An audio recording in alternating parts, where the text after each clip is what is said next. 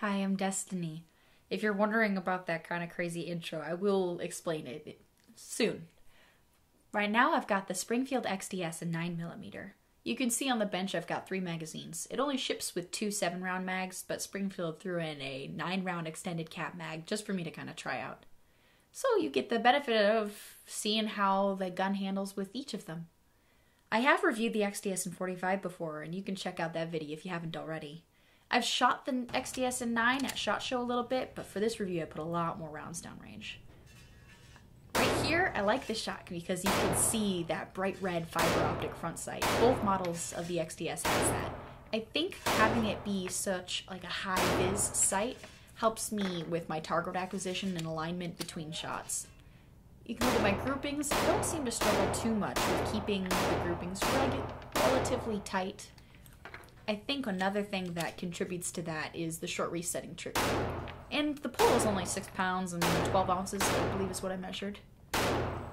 I tested out some of that, how I can handle these quick follow-up shots. Later on, I'd start ramping up the speed. As this is another XDS pistol, both the 9mm and the 45 share dimensions. So they're both 6.3 inches long, 4.4 inches tall, and 1 inch wide. They're reasonably narrow pistols, and for my size hands, I guess they're kind of small compared to guy hands. I'm able to get most of a full-size grip. Got a little bit of my pinky hanging off. If that's an issue for you, you might want to consider getting the extended capacity magazine. This holds 9 rounds instead of the standard 7, and it increases the grip size by about 1 inch. It makes it very similar to a full-size grip with that extension on. Because I'd consider this pistol more for concealed carry use than just, range or collection. I prefer the flush mag, personally, but to each his own. And as far as being able to customize the XDS to make it suit your grip size, one interchangeable backstrap comes mounted on the pistol, but in the case there's a second size, so you can tweak it just a little bit. You can also tweak the pistol to your liking because there is 1 inch of Picatinny rail, so you can put a light or laser or whatever you prefer on there. Or leave it empty like I do. It is a pretty lightweight pistol too, so I think that lends itself well to the concealed carry market. I weighed this thing with the magazine but no rounds in it. It's about 23 ounces. And the lightness, I think, might contribute somewhat to recoil, but the fact that it is 9mm instead of 45 means that the perceived recoil is a lot more manageable than the XDS that I reviewed previously. In fact, I shot a bunch of it one-handed, and I have a little bit of footage of that, so you can see how well I manage the recoil of the XDS in 9.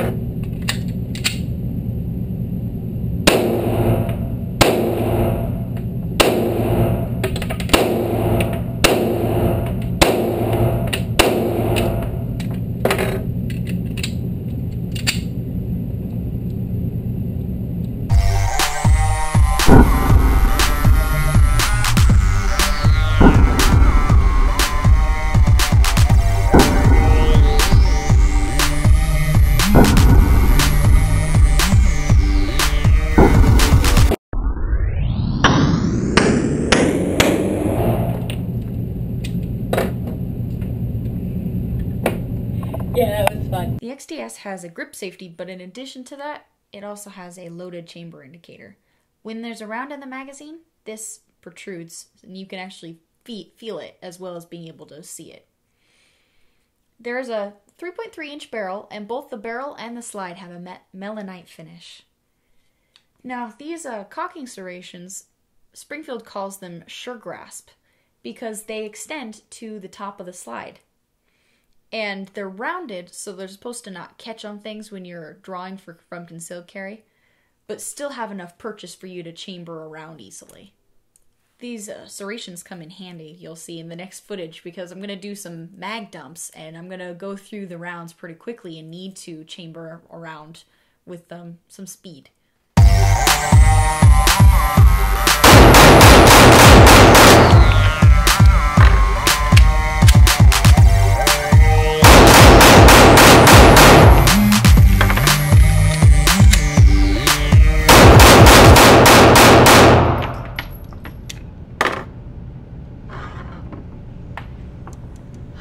Now that is some fun range time. I don't know if that was super tactical practice, but it was good. There are just a couple of other features that I'd like to mention of, or make mention of, that I haven't yet. One of which is this grip texture.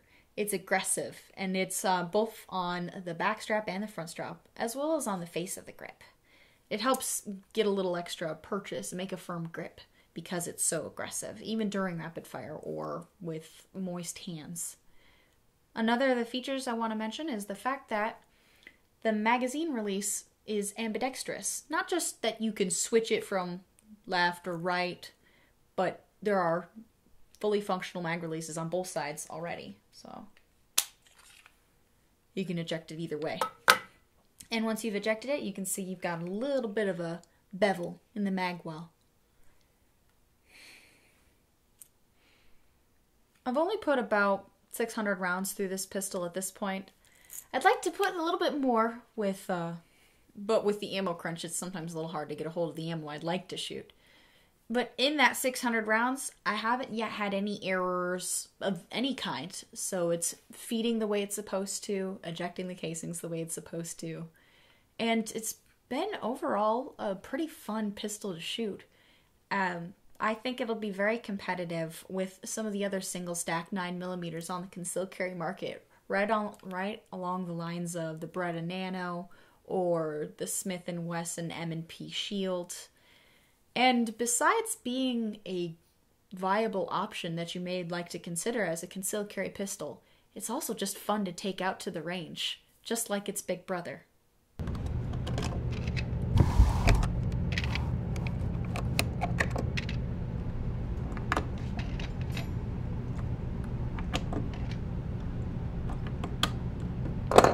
The last couple of rounds of that extended mag are real, like, yeah, work for them.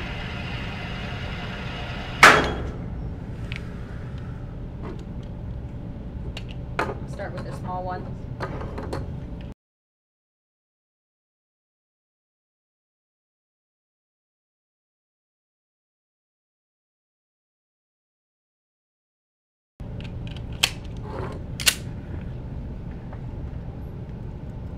Are we ready?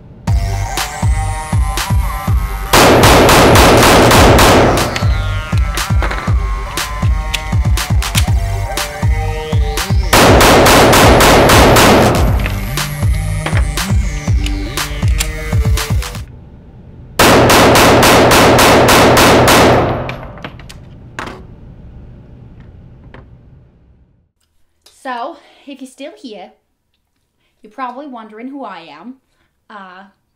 The intro is my idea. You already probably know I like to dance. Hope you like that. Because, Destinee's videos can get kind of boring. And so I just wanted to add a little of my flair. I'm Molly. And, I like listening to John Bon Jovi on my Walkman. Like the movie The Breakfast Club. That's a good one. And, I like the Springfield XD-S in 9mm. It's totally rad.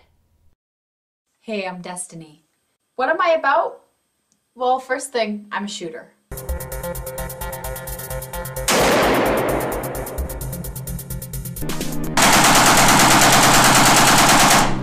I'm not an expert, but I am serious about my training and my practice with shooting, and I'm willing to take the time I need to train and study and develop my skills as a shooter.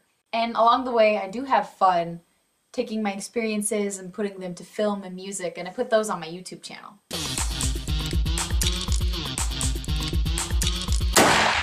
At the end of the day, I'm just a girl next door who loves to write, loves her dog, and reviews guns and gear with a twist.